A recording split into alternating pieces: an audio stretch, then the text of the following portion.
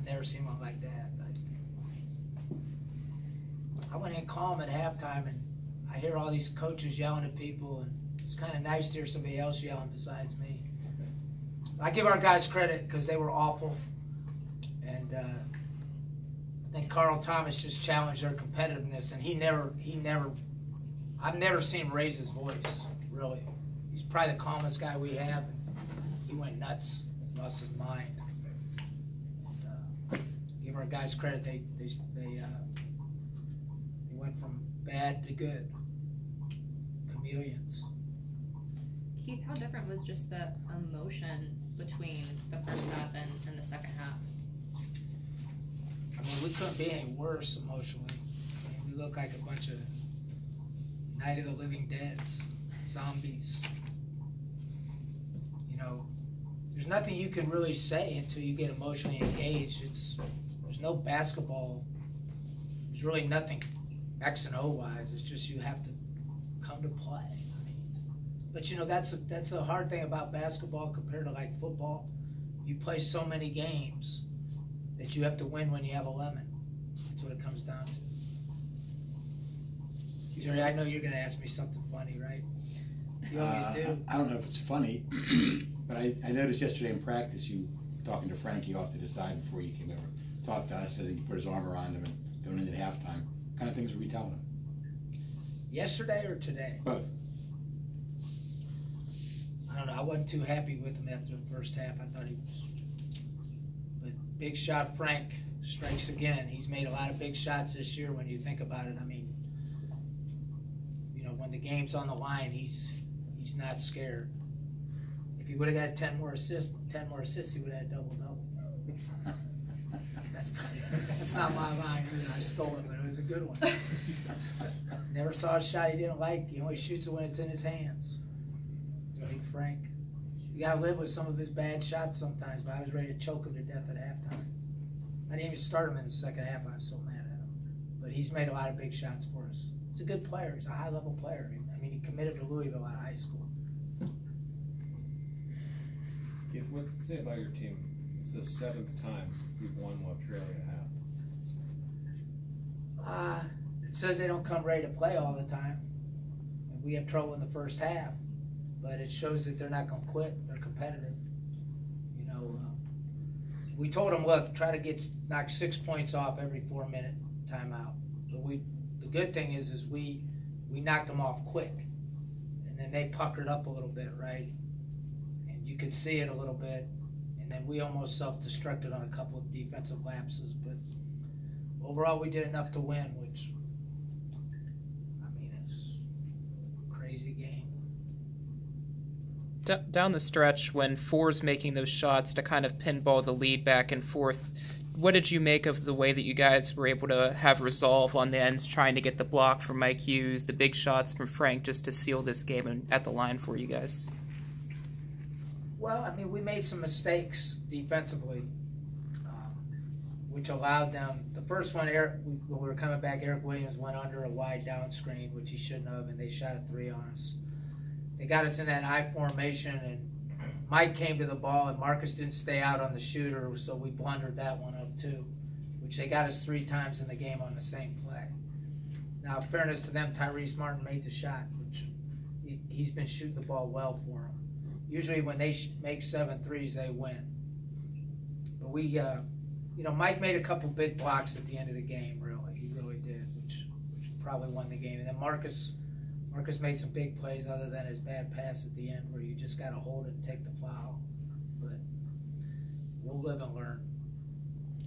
It's good to have the captain of the ship back with Sincere. Well, I think the one thing that, I didn't think he had a particularly good half, but the one thing he's not going to do is quit. And I think when the captain doesn't quit, your team's not going to quit. And he tried to take over the game again. You notice he started shooting some threes. You know, he really kind of imposed his will a little bit. But his first half wasn't very good. But again, might have been a little rust. Didn't play for a week. So I'm just happy he was out there. Got good play from Lamar Norman. I thought his line doesn't look great, but he helped us with his energy. Coach, you know the history of this university, of course. A couple of players said that you've been talking to them about the fans and turning the tide, and they're coming back. So I thought the fans really helped us win again. I wish there was about 3,000 more of them, but they helped us. They got loud. They're loud. I give some of those old people a lot of credit. They yell. They yell, and then our students were good. But we need to sell out. So that, listen, I believe this arena is built to win a lot of games in. It's a hard place. It's loud. You can hear it.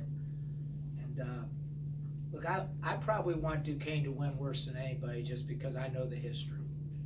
I know I say it all the time, but I won't be satisfied. I told our guys, look, what are we messing around for, man? Do you guys want to win championships or do you just want to be good?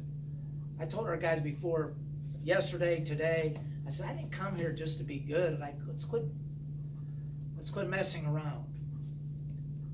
And let's try to win championships.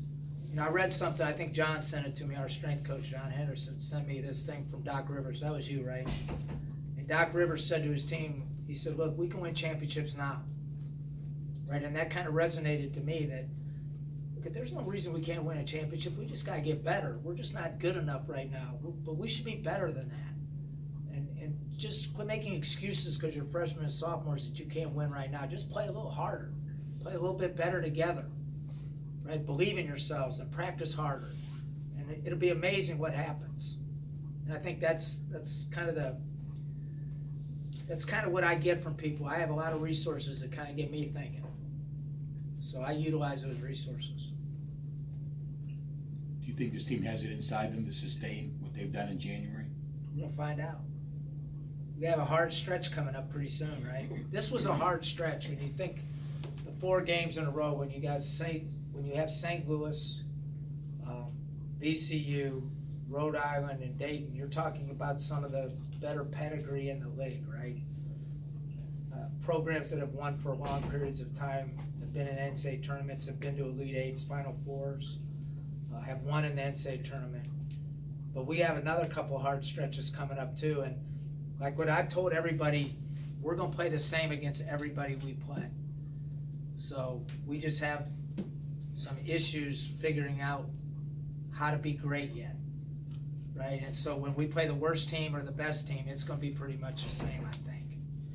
So playing at Dayton will be a big test because of the 12,000 plus fans and a good team. Not a great team, but a good team.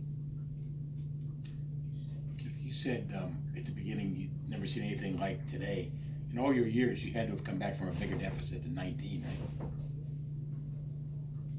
Well, I don't know that answer, really. I've coached so many games that I'm sure we've been down a lot and won. But I've never seen a team play as bad as that and rally back. I mean, I'll watch the tape, but I can't imagine we could play any worse. And so just for everybody that wants me to play zone, I tried to play zone. They scored every damn time, so you might never see that again. You got to know what you are, right? That's the key in all of this. We played about 5 possessions of zone. We played probably 10 this year. 1 game we played decent. We were awful in it tonight. Did defense turn things around for you in the second half? Yeah, I think Mike Hughes is a presence around the rim. I thought Marcus was good defensively on the post guy. Marcus Weathers is a good post defender. He's actually better in the post than he is out on the floor. Miami beat us one time at Akron, and he guarded our Player of the Year center, who's 330 pounds. He's capable. So sometimes when we're not going good, we can play small with him and be okay. Good? Good. I'm going to go take a nap now. See you guys.